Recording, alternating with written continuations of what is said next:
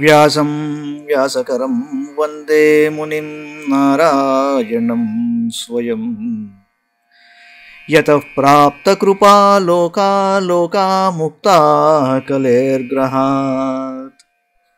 యస్య తుండాచ్యుతశ్చ్యుతో రాజతేయం రసాత్మకః. తమచ్యుతకథా కుంజే సుకూజంతం శుకం భజే. శ్రీధరం శ్రీధరం వందే శ్రీధరైకపరాయణం.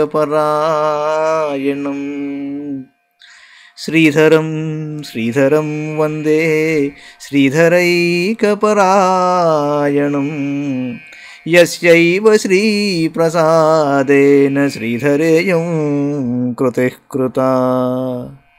రాధా భక్తిర్హరిర్జ్ఞానం తాభ్యాం యా చ సమన్వితా.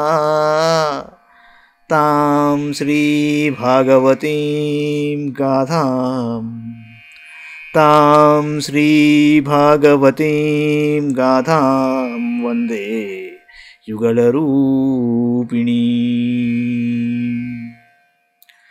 నీ పద్యావళులాలకించు చెవులు నిన్నాడు వాక్యంబులు. నీ పద్యావళులాలకించు చెవులు నిన్నాడు వాక్యంబులు. నీ పేరంబనిసేయు హస్తయుగముల్ నీ మూర్తిపై జూపులు. నీ పాదంబుల పొంత మ్రొక్కు శిరముల్ నీ సేవపై జిత్తముల్. నీపై బుద్ధులు మాకు నిమ్ముగరుణం. నీపై బుద్ధులు మాకు నిమ్ముగరుణం. నీరేజ పత్రేక్షణ నీరేజ పత్రేక్షణ.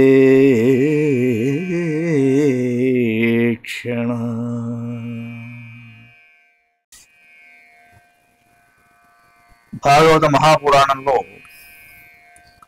పంచమ స్కంధంలో మనం 10వ అధ్యాయంలో ఉన్నాం. జడభరతునకు రఘూగణ మహారాజుతో సమాగమం. శ్రీ శుకౌవాచ. అధ సింధు సౌవీరపతే రఘూగణస్య వ్రజత ఇక్షుమత్యాస్తటే తత్కులపతినా శిబికావాహ పురుషాన్వేషణ సమయే దైవేనోపసాదితః సద్విజవరోపలబ్ధ ఏష పీవాయువా సంహరణాంగో గోఖరవద్ధురం ఓరుమలమితి. పూర్వం దిష్టి గృహీతైః సహ గృహీత ప్రసవమదర్క ఉవాగ శిబికాం సమహానుభావ. శుక్లవారన్నారు, పరీక్షణ్ మహారాజా, సింధు సౌవీర దేశమునకు రాజైన రఘుగణుడు ఒకానొక సమయమున పల్లకీలో వెళుతున్నాడు. ఇష్యుమతి నదీ తీరము వరకు వెళ్ళినప్పటికీ వారికి పల్లకి మోయుటకు మరొక వ్యక్తి అవసరమయ్యాడు. బోయీర నాయకుడు అందులకై ఒక మనుష్యుని కొరకు వెలుగుతున్నాడు. ఇంతలో దైవవశమున అతనికి బ్రాహ్మణోత్తముడైన జడభరతుడు తటస్థపడ్డాడు.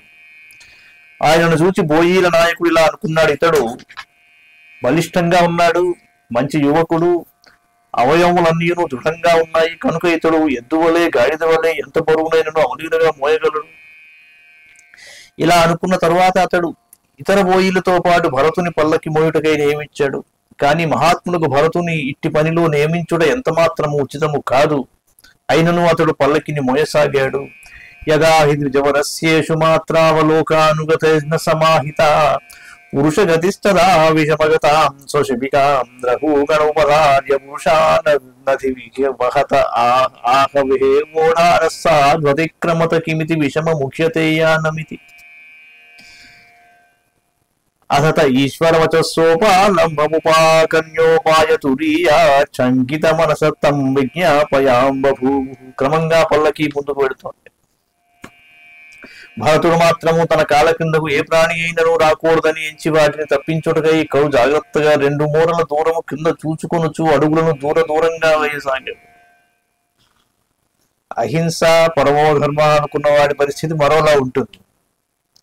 తక్కిన బోయీల అడుగులకును ఈయన వేయుచున్న అడుగులకు పొంతన కుదరక పల్లకి అటు ఊగుతోంది. అప్పుడు రాజు తికమక పడుచు బోయీలతో ఇలా అన్నాడు, బోయీలారా, అడుగులు చక్కగా వేయండి, పల్లకి అటు ఊగుతోందేమిటి? రాజుగారి మందలింపు మాటలను వినిన తరువాత రాజు తమను దండించునేమో అని భయపడచు బోయిలు ఆ ప్రభువునకు ఇలా నివేదించుకున్నారు.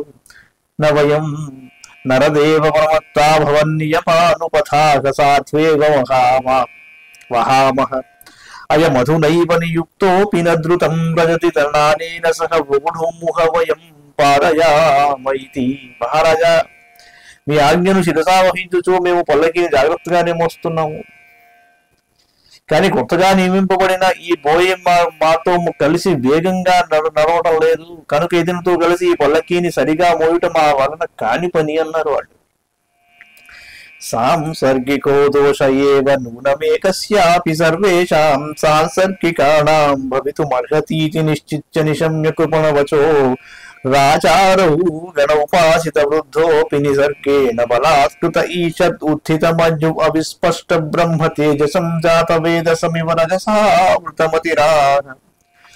బోయిల దైన్యవచనములను వినిన తరువాత రఘుగణ మహారాజు ఇలా ఆలోచించడం మొదలుపెట్టాడు. గుంపులో ఒకరు తప్పు చేసినను దాని ప్రభావం ఆ గుంపులోని వారందరిపై పడుతుంది కనుక ఈ తప్పును సరిదిద్దనిచో క్రమంగా బోయిలు అందరూ ఇట్లే నడుచుకుంటారు. రఘుగణ మహారాజు పెద్దలను సేవించిన వాడే అయినను క్షత్రియులకు సహజమైన రజోగణ సంపర్కముచే ఆయనలో ఇంచుక కోపము పొడసూపెను. ద్విజశ్రేష్ఠుడైన జడభరతునిలోని బ్రహ్మతేజస్సు నివురుగప్పిన నిప్పువలే ప్రకటితం కాకుండా ఉన్నది. అట్టి జడభరతునితో ఆ మహారాజు వ్యంగ్యంగా ఇలా అన్నాడు. అహో కష్టం భ్రాతర్వ్యక్తమురు పరిశ్రాంతో దీర్ఘమధ్వానమేక బౌహిమాం సుచిరం నాతి పీవాన సంహననాంగో జరసాచోపధృతో భవాం సఖేనో ఏవా పరయేతే సంఘట్టిన ఇది బహు విప్రలబ్ధోప్యవిద్యయా రచిత ద్రవ్య గుణ కర్మాశయ స్వచరమకలేవరే వస్తుని సంస్థాన విశేషే హోం మమేచనధ్యారోపితమిథ్యా ప్రత్యయో బ్రహ్మభూతస్తూష్ణీం శిబికాం పూర్వవధువాహ. ఓ సోదరా, ఎంత కష్టం వచ్చిపోయిందయ్యా. నిజంగా నీవు మిగుల దస్సి ఉన్నావు. చాలా దూరం ఈ పల్లకిని నీవే మోసినట్లును ఇతరులు ఎవరునూ నీకు సహాయపడనట్లును తోచున్నది. నీవు బావుగా బక్కచిక్కి ఉన్నావు. నీ అవయవములు అసలే దుర్బలంగా ఉన్నాయి. పైగా ముసలితనం నీకు ఇబ్బందిగా ఉన్నది అనుచు హేళనగా పలికాడు. ఇటు రఘుగణ మహారాజు పరిహాసపూర్వకముగా పలుకుచున్నను జడభరతుడు ఎప్పటి వలె మౌనంగా పల్లకీని మోస్తూనే ఉన్నాడు. అతడు రాజుగారి మాటలను తప్పుగా భావించలేదు. ఎంచేత అంటే అతని దృష్టిలో ఈ శరీరము పంచభూతాత్మకము, ఇంద్రియాంతఃకరణములతో కూడినది, అవిద్యాకార్యమైన ఈ దేహం అతనికి చివరిది. వివిధములకు అంగములు గల ఈ తనువు వస్తుత అశాశ్వతము కనుక అతనికి తన దేహము ఉన్నడ నేను నాది అను మిథ్యాభావము లేకుండాను. వాస్తవంగా అతడు బ్రహ్మరూప స్థితిని పొంది ఉన్నాడండి. అథ పునఃస్వశిబికాయాం విషమగతాయాం ప్రకుపిత ఉవాచ రఘుగణ కిమిదమరే త్వం జీవన్మృతో మాం కదర్థీకృత్య భర్తృశాసనమతిచరసి ప్రమత్తస్య చ తే కరోమి చికిత్సాం దండపాణినివచనతాయా యథా ప్రకృతిం స్వాం భజిష్యస ఇతి. కానీ తాను ఇట్లు మందలించిన పిమ్మట కూడా పల్లకి అలాగే ఎగుడు దిగుడుగా పోవుచుండుటను చూసి మహారాజు మిగుల క్రుద్ధుడై ఇలా అన్నాడు. ఓరి, ఇది ఏమి, నీవు జీవక్షవం వలె కనపడుతున్నావు. నా ఆజ్ఞను ఉల్లంఘించుచు నన్ను లక్ష్య పెట్టుకున్నావు. పాపకర్మలను చేసిన వారిని యముని వలె పదే పదే తప్పు చేయుచున్న నీకు తగిన చికిత్స చేస్తాను. అప్పుడు మాత్రమే నీవు సరియైన దారికి వస్తావన్నాడు. ఏవం భగవబద్ధమపి భాషమాణం నరదేవాభిమానినం రజసా తమసాను విద్ధేన మదేన తిరస్కృతాశేష భగవత్ ప్రియ నికేతం పండితమానినం స భగవాన్ బ్రాహ్మణో బ్రహ్మభూత సర్వభూత భూతాత్మా యోగేశ్వరచర్యాయాం నాతి వ్యుత్పన్నమతిం స్మయమాన ఇవ విగతస్మయ ఇదమా.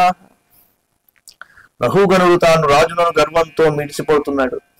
తనను గొప్ప పండితునిగా భావించుకొని అబద్ధములను పలుకుతున్నాడు. అతడు రజస్తమో గుణములు కలిగి గర్వోన్మత్తుడై ఉన్నాడు. ఆయనకు యోగేశ్వరుల యొక్క మహత్వమును ఏమాత్రము తెలియదు.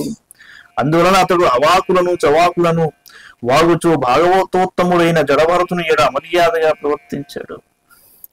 బ్రాహ్మణోత్తముడైన భరతుడు బ్రహ్మజ్ఞాని, సకల ప్రాణులకును సుహృతుడు, అందరినీ పరమాత్మ స్వరూపులనుగా భావించువాడు, అణుమాత్రము గర్వము లేనివాడు. కావున అతడు రఘుగణుని మాటలను పట్టించుకొనక తరహాసమునొచ్చుచు ఆయనతో ఇలా అన్నాడు. బ్రాహ్మణోవాచ త్వయోదితం వ్యక్తమవిప్రలబ్ధం భర్తుస్సమేస్యాద్యది వీరభార గంతుర్యది స్యాదధిగమ్య మధ్వా పీవేతి రాశౌ న విదాం ప్రవాద స్థౌల్యం కార్ష్యం వ్యాధయ ఆదయశ్చ క్షుత్రుద్భయం కలిరిక్షాజరా చ నిద్రా రతిర్మన్యురహం మదశుచో దేహేన జాతశ్చ హిమేన సంతి జీవన్ భూతత్వం నియమేన రాజన్ ఆద్యంతవద్యద్వికృతస్య దృష్టం స్వస్వామ్యభావో ధ్రువ ఈడ్యయత్ర తర్హ్యుచ్యతే సౌ విధికృత్య యోగః విశేష బుద్ధేర్వివరం మనాచ పశ్యామయన్న వ్యవహారతోన్యత్ క ఈశ్వరస్తత్ర కిమీషితవ్యం తథాపి రాజన్ కరవామ కిం తే ఉన్మత్తమత్త జడమస్వ సంస్థాం గతస్య మే వీర చికిత్సితేన అర్ధక్రియాన్ భవతా శిక్షితేన స్తబ్ధ ప్రమత్తస్య చ పిష్టశిపేషః. జడభరతుడు అన్నాడు, రాజా, నీవు పలికిన మాటలు యథార్థములే, అట్లు పలుకుట అపహాస్యము కాదు. బరువును మోయునట్టిది దేహమే గాని నేను గాను, దారిలో ముందుకు సాగుచూ వెనున్నది ఆ శరీరమే గాని నేను గాను, బలిష్టమునున్న ఈ శరీరము పంచభూతముల రాశియే గాని నేను గాను. ఆత్మయందు ఎట్టి వ్యవహారమునకు తావు లేదు కనుక ఆత్మానాత్మ వివేకము గలవారు నీవలే మాట్లాడరు.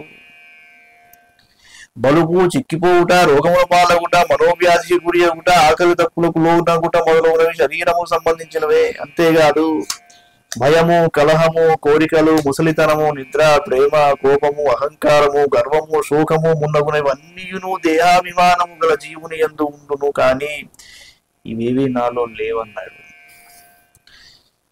రాజా, ఆద్యంతములు గల అన్ని పదార్థములు జనన మరణ ధర్మములకు లోబడినవే కావున ఇవన్నీ వికార లక్షణములను కలిగి ఉన్నవి. ఈ నియమములను ప్రత్యక్షంగా చూస్తున్నాము. ఇట్టి ధర్మము దేహమునికే చెల్లును గాని నాలో లేవు. యశస్వి రాజా, స్వామి సేవక భావం ఉన్న చోటనే ఆజ్ఞాపించుట, దానిని పాలించుట అనే నియమం ఉండుట ఉచితం గాని ఈ నియమము నా యందు వర్తించదన్నాడు. నీవు రాజువు, నేను సేవకులను అను భేదబుద్ధి లోక వ్యవహార దృష్టికి మాత్రమే. పారమార్థిక దృష్టిలో దీనికి చోటు లేదు. రాజు ఎవరు, సేవకుడెవరు అయినను నీకు రాజును అను అభిమానం ఉన్నచో ఆజ్ఞాపించు, నేను నీకు ఏమి చేయాలో తెలుపుము. మహావీర, నేను జడుని వలె, ఉన్మత్తుని వలె, పిచ్చివాని వలె ఉన్నమాట వాస్తవమే. దీనికి నీవు ఎట్టి చికిత్స చేసినను కలుగు ప్రయోజనం శూన్యం. నేను నిజంగా జడుడనే, పిచ్చివాణిని అయినచో నీవు నాకు విధించు శిక్ష పిష్టవేషమేయగును. దీని వలన ప్రయోజనము శూన్యము. పిసికిన పిండినే మరల పిసుకుట చర్విత చరణం అనొతి ఇది పిష్టపేషణం అంటారు. పిష్టపేషణం. శ్రీ శుకోవాచ ఏతావదనువాద పరిభాషయా ప్రత్యుదీర్య మునివర ఉపశమశీల ఉపరతాన్మాప్య నిమిత్త ఉపభోగేన కర్మారబ్ధం వ్యపనయం రాజయానమపి తథోవా. శుక్లవారు అన్నారు, రాజా, మునిప్రవరుడైన జడభరతుడు దేహాత్మభావము లేనివాడు, పరమశాంతుడు. అతడు రఘుగణ ప్రభు పలికిన మాటలకు పైన చెప్పిన విధంగా తగు సమాధానం ఇచ్చి మౌనం వహించాడు. తన ప్రారంభ కర్మను క్షీణింపజేసుకున్నట్టుకై మరలా అతడు పల్లకీని మోయసాగాడు. నచాపి పాండవేయ సింధు సౌవీరపతిస్తత్వ జిజ్ఞాసాయాం సమ్యక్ శ్రద్ధయాధికృతాధికారత్తద్ధృతయ గ్రంథిమోచనం ద్విజవచ ఆశ్రుత్య బహుయోగ గ్రంథ సమ్మతం త్వరయా వరుహ్య శిరసా పాదమూలముపసృత క్షమాభయన్ విగత నృపదేవస్మయకస్త్వం నిగూఢశ్చరసి ద్విజానాం వివర్షి సూత్రం కతమోవధూతః కస్యాపి కుత్రత్యైహాపి కస్మాత్ క్షేమాయ నశ్చేదసి నోత శుక్లః. మహారాజా, సింధు సౌవీర ప్రభువు రఘుగణుడు కూడా చక్కని తత్వ జిజ్ఞాస గలవాడు. ద్విజశ్రేష్ఠుడైన భరతుడు పలికిన వచనములు పెక్కు యోగ గ్రంథములలోని సారమును వివరించునవి. అవి వినిన వారి హృదయములలోని అజ్ఞానము తొలగించునట్టివి. అట్టి వచనములను విన్నంతనే రఘుగణునిలోని రాజగర్భము పూర్తిగా తొలగిపోయింది. వెంటనే అతడు పల్లకి నుండి దిగి భరతుని పాదములపై పడి తన అపరాధమును క్షమింపమని వేడుకొని ఇలా పలికాడు, మహాత్మా, నీవు ద్విజులకు చిహ్నమైన యజ్ఞోపవీతము ధరించి ఉన్నవాడవు. ఇంతకును నీవు ఎవరు?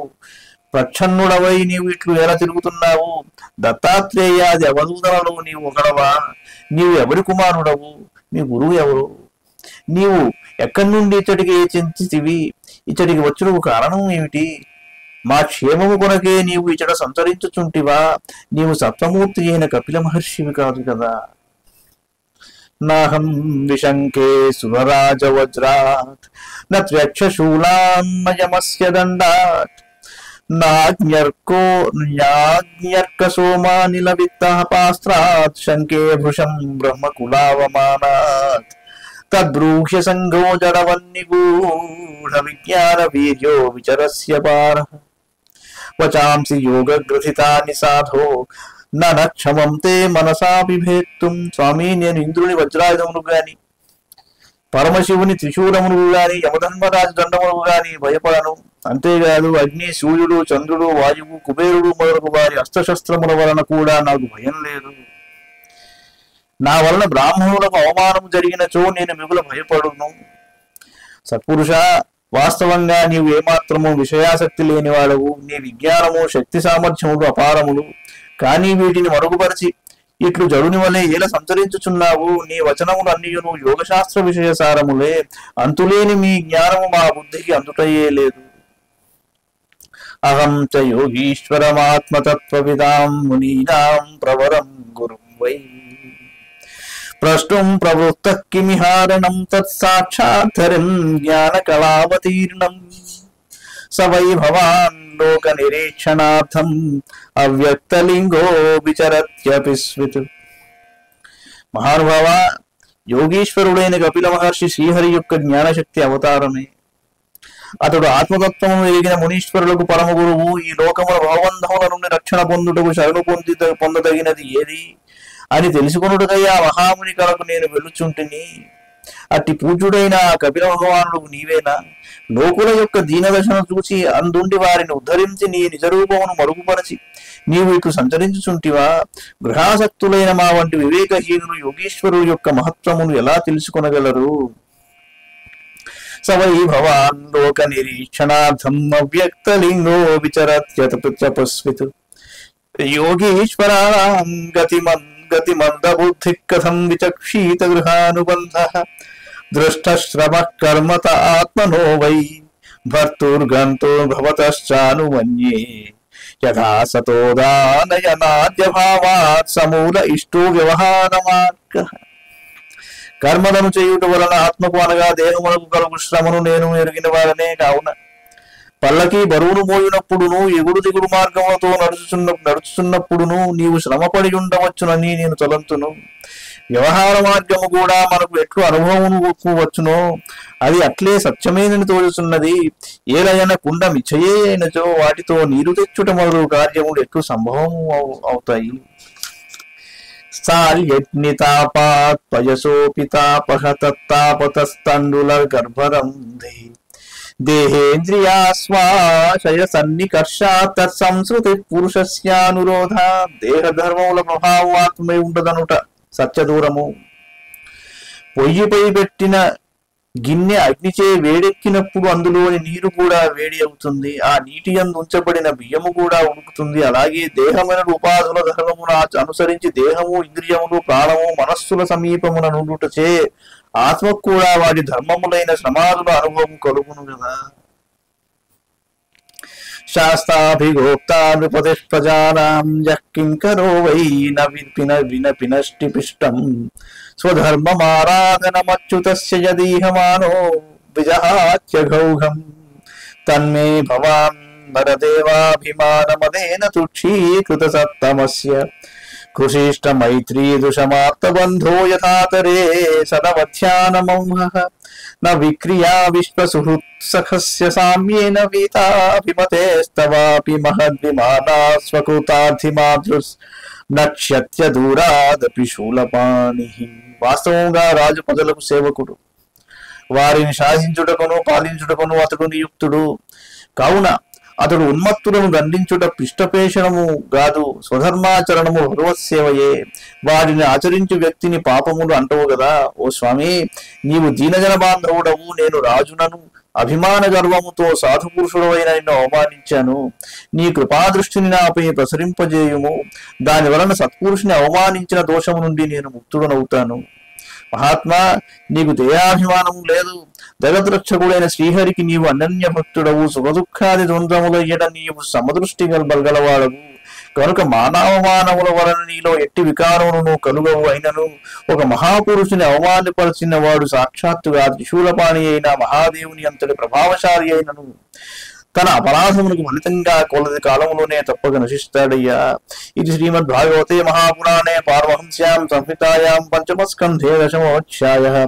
మంగళం భగవాన్ విష్ణు మంగళం గరుడధ్వజః మంగళం పుండరీకాక్షో మంగళాయ తనోహరి. సర్వం శ్రీకృష్ణార్పణమస్తు.